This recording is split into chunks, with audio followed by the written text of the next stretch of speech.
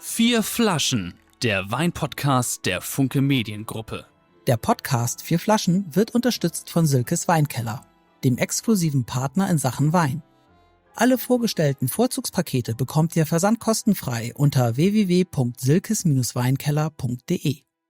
Welcome to a very special episode of Vier Flaschen Wine Podcast. It's 4 bottles. Yeah. Yes. With Lars. Hello, Lars. Hello. With Michi. Good day, mate. Hello. And with 3 guests that are so amazingly famous that they even don't speak any German. So we do this in English at least as good as we can. So, but first of all, I want to talk about the wine that our guests brought. It's a rosé and it's called Hampton Water. And to me, it seems like a rebellious approach to making wine and to drinking wine somehow. And this is no wonder, because this wine was made by real rock stars. First of all, we have a business rock star who had the idea for Hampton Water. And right from university, he grew an internationally operating business out of this idea. So very welcome, the mastermind behind the Hampton Water project, Jesse Bon Jovi. Thank you. Thanks for having me.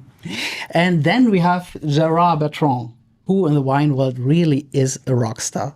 He makes wine for, I think, 3 decades now. Yeah. And he owns 17 wineries in the Languedoc region, which is situated in the south of France with a long coastline to the Mediterranean Sea. And he is worldwide known for his ordinary wines and especially for his rosés. And he also plays a major role in the Hampton Water project. So very welcome, Mr. Gérard Bertrand. Thank you. And last but not least, we have the rock star, who encouraged his son to believe in his idea and bring it to life. And who now is his own son's business partner in the Hampton Water project. Very welcome, the world-famous musician and songwriter, Mr. Jon Bon Jovi. Thank you, Lars. Wow. Well, Jesse. We have 5 minutes more, I think. Would you look at that? We're out of time. Thank you all for listening, and tune back in next week. Mine is good. Thank you.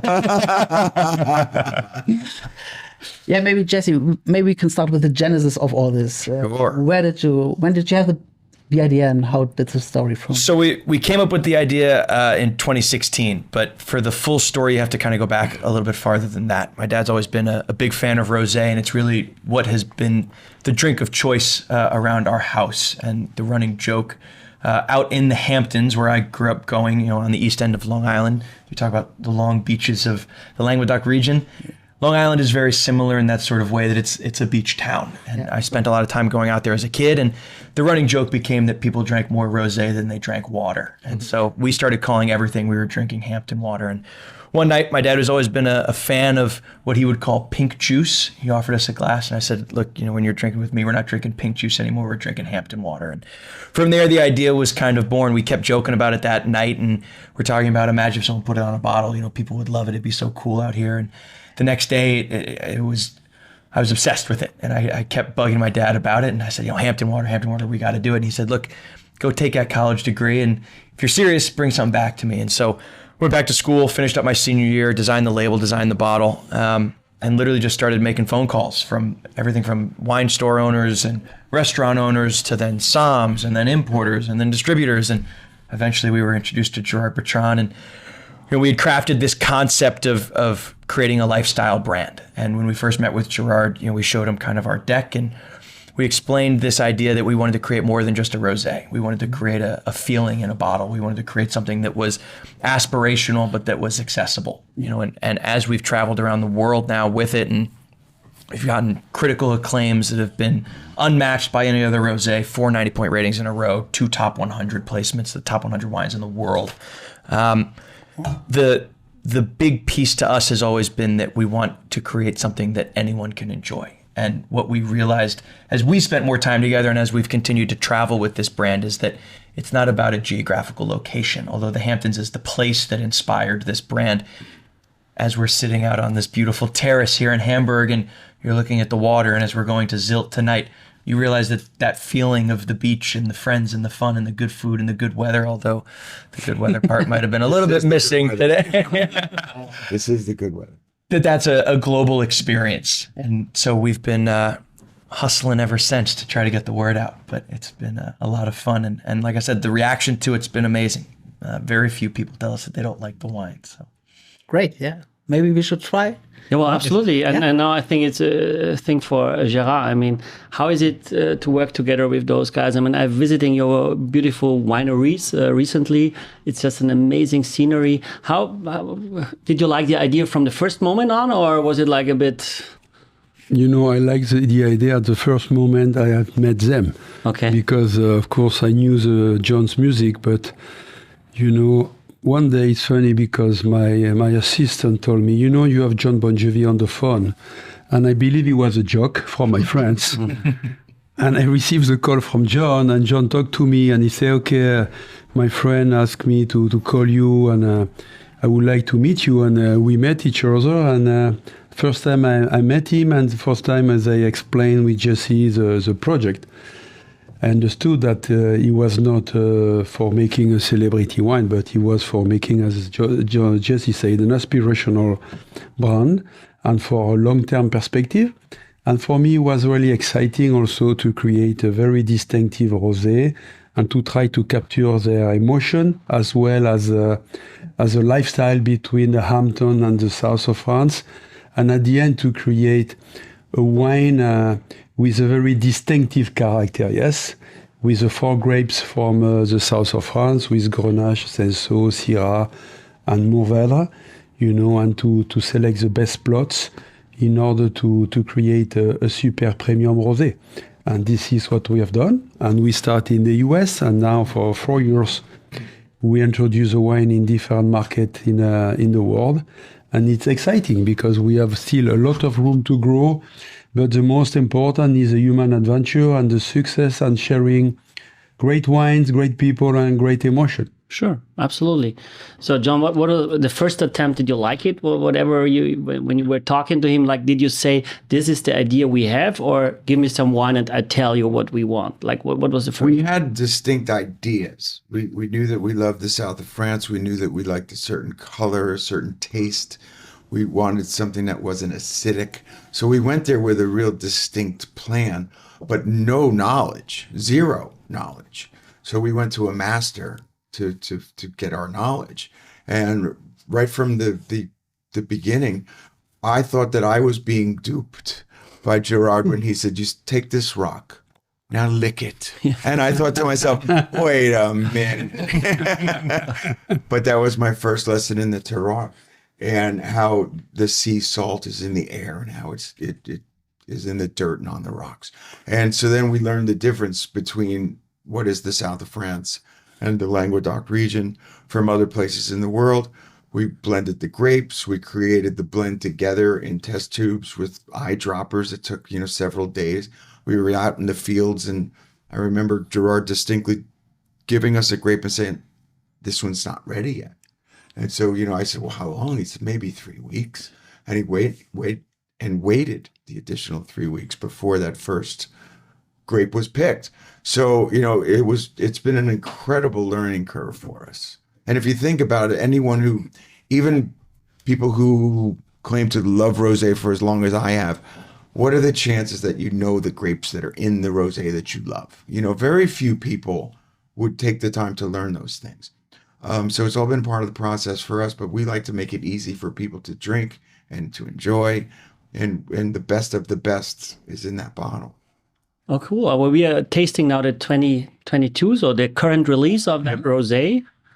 We're going to just smell into the glass. That's strawberry. Strawberry, okay. Well, but it's not this fruit punch nose. It's like more very elegant nose already. I mean, it's... The most important is to feel the complexity, yes. I mean, it's a mix between red fruit, white fruits, as well with some, herbal nuts, and some also grapefruit juice, that mean it's really complex, and that's why it's unique. And then you manage the balance of not too much acidity, but still a freshness. And I think that's obviously the clue, Jess. Yeah, it's just absolutely. Again, for us, one of the big things when we spoke with Gérard, and again, that he really educated us to, was the aging process, right? So many, especially Provence-style rosés, are only aged in the stainless steel barrels. And so for us, having that French oak, and you'll notice just a bit of a roundness. It doesn't have that same sort of bite that so many other rosés can have. And, you know, you mentioned it's not, I wouldn't describe it as oaky, right? You wouldn't think California Chardonnay when you drink this at all, but you definitely still get that fruit forward. You still get those very crisp, almost, you know, green apple sort of notes, but without that heartburning feeling that you can get so often, where you have a glass or maybe you have two and then you go, I'm ready for something else. This is something that you can enjoy all day, all night, and all year. And again, so much of that is because of that oak aging process that allows it to really stand up against a number of different foods, but again, throughout the seasons. Well, do you, sorry, excellent, you had a question? No, but I just want a quick question from you, coming from the US market. We realize here in Europe, I think, especially in Germany, rosé is getting more and more a whole year drink. It's not only a summer seasonal thing, more people are drinking in winter, they drink it in spring, they drink it in fall. Is it the same in the US market? Yeah, certainly. And again, I think that it's because people are starting to get, there's less of that weight around you only drink this when we tell you to, or you only drink this how we tell you to, or you only drink this with this certain kind of food. I think that people have started to sort of experiment a lot more. And I think that certainly in America, people are going, well, I like to drink this all the time. So Thanksgiving, for example, right in the middle of November. Turkey is perfect, yeah. Turkey is perfect with this. And most people wouldn't think that initially, right? You'd think shellfish, you think summer, you think barbecue, all those kinds of things, but it pairs beautifully like that. It's wonderful for, you know, when the celebration starts on New Year's, why not have a glass of rosé first? And so I think that seasonality has really started to go away, and people are starting to realize that you can enjoy it with lots of different foods and lots of different occasions. When I was researching, there was one thing I really liked, and that was ping pong. The reigning champ. Yeah. Reigning champ. Yeah. Maybe, so this is a serious wine, but you do ping pong with it. And I just wanted to ask, how does this fit together? Well, again, we want to make it fun, right? Yes, this is obviously a serious wine. We're poured in Michelin star restaurants. I mean, this is something that we always say, we're a serious wine that doesn't take itself too seriously. And for us, it's about being approachable. For us, it's about breaking down that barrier of, you know, I don't know a lot about French wines and I don't know a lot about rosés. And so maybe this is something that isn't for me. But our belief is that this is something that's for everyone. And so I continue to lose year after year in ping pong, but hopefully this year will be different. So maybe we have to explain. So it's like beer pong. It's like beer pong. Yeah, it's beer pong. It's beer pong, but we do it with rosé instead. And some people cheat, but whatever. It's not important. Not even vaguely important how you win. It's about winning. I guess. But what do you think about this approach? So this was what I meant when I said it's kind of rebellious. It's a wine who shows a diver, a beach setting on the label, and the ping pong and the rosés and the cocktails you make out of it. It's not usual for wine, isn't it? Yeah, I think the good idea with rosé is bringing people together. At the end, you know, the good thing is that, you know, when you drink a white or red, everybody is going to ask you, okay, what is a terroir, what is a vintage, and so on and so on. And you can be intimidated. With rosé now, you take it, it's like champagne, it's the same. People enjoy it, and if they like it, they just ask another glass. That's the first step. And the second step is a concept behind the wine. Because, you know, it's real concept. You see the diver is changing the water into rosé. You see the sunset, you know what I mean? You know, it's very important because people recognize and they celebrate the moments. Mm-hmm. Yeah, I think rosé is very good for celebration. And you celebrate friendship, you celebrate a lot of things all year long. And this is good because, you know, you can drink a bottle by yourself because, you know, it's serious, but as I say, when you finish a glass, you just need another one. Mm-hmm. That's the best thing. Yeah. How much is it in the US and how much is it in Europe? Is there a difference? How much the bottle? It's $20 retail in the U.S. Okay. Here. Here is 17 at Jaguan Depot, 17 euros. So nearly it's the same. Yes. More or less, yes. But we over-deliver. That's good. People really enjoy. How much bottles do you produce? Not enough. Why not?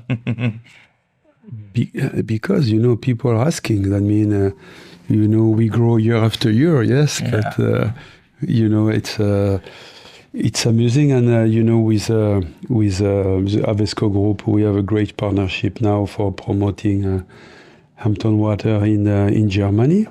And they have a plan for the next 3 years. And we will be able to deliver more in the years to come.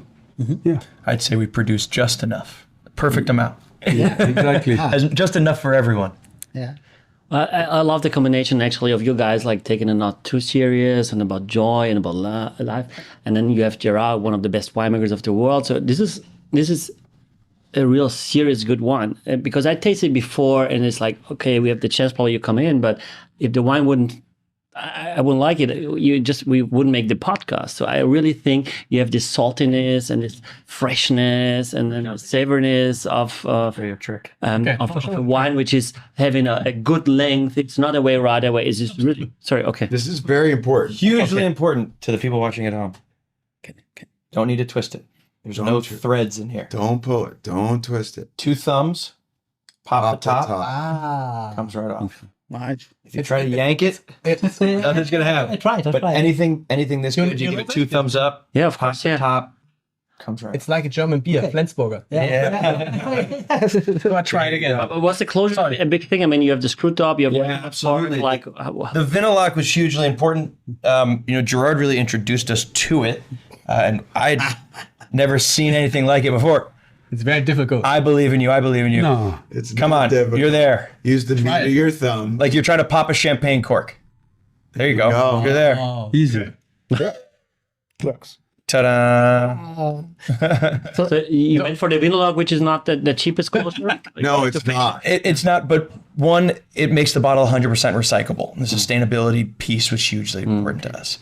Secondly, the big thing for us was one that it looks far more premium, I think, than a screw top. So if you're going to have a 90 point wine, you're going to be taken seriously in the way that we take it very seriously. We didn't think that a screw top was premium in that sort of way. Okay. But the last piece, and truthfully why I love it so much, is that if you go somewhere and you don't have a wine opener and you bring a bottle, you're not drinking that rosé. You're stuck. It ruins the party pretty quick. Yeah. And so to have that elegance and that simplicity of having the Vinyllock cork, while again having the sustainability piece, has been hugely important to us. John, how many bottles do you have to drink to really have a headache the next? There was an old commercial like with the candy that says, "How many licks does it take to get to the center of the Tootsie Pop?" I haven't found the licks. I've had more than one, and there's no hurt in the morning. That would be our next year's campaign, or at least from my perspective, no hurt. Because of the low acidity levels. I think that's very important to the combination, and that if you finish a bottle, which really for me is not hard, there is no hurt in the morning, nothing. Great. Beautiful. And how many markets is this wine already? Like where can you find Hampton Water? Well, we are more than 50 markets now in the world, in all the different continents, like in Australia, in Caribbean, in Africa, in different places. Okay. Wow. Yeah. Did you learn anything from these guys? They learned a lot from you, I think. Mm-hmm. But did you learn anything in matter of winemaking? Of course. First of all, I learned about John's passion for music, and I knew him as an artist, but now I know him, what's happened behind the scene, and now we go to inspiration and so on, because we discuss that. And then also I am very happy to work with the father and the son, because my daughter also, Emma, she worked with me now and for 2 years, and I say that I listened from John when he told me how he handles the business, because he learned a lot also from his son. That's why, it's a family business model, and I like it very much. Mm-hmm. Okay. Great. Well, cool. Well, we placed 2 bottles in that in our special offer for the day, and we're selling it for $57.90, including the transport and everything. And I think you really get a good idea of the world of rosé from Gérard Bertrand, because we also have those other wines. And this Hampton Water, we just put in 2 bottles because we thought, if it's true or not, but you should drink enough and no headaches. Guaranteed. And and it's amazing. I think it's always any wine. If you drink a Petrus or any wine, it's about the balance. I think in the balance in the youth. What do you think is this wine, like this 2020 in 3 years, can you still drink it? What do you think? Is this wine evolving? Is this changing? Or is this something you're really saying it's the first season and then it should be gone? First of all, the balance is my life, yes, because at the end, I like to make this joke with John, because It's My Life is really one of the very most important songs for John, but I'm sure that for him, it's the same. Balance is key in life, and balance is key in the wine, because you can change the blend, and Jesse that, with 0.1% of something. I mean, until you don't get the perfect balance, you continue to work in this process to find it. And at the end, this is what's happened. That's why, every vintage, we keep the same concept, the same balance, but the flowers are different, the flavors are different because 22 is unique. Every vintage is unique, and that this is also very important for us, to keep the style, to keep the character of the wine, but also to deliver the best expression of the vintage. That's amusing, yes. Oh, perfect. Where are you going tonight? You're leaving to Sylt? Yeah. Right?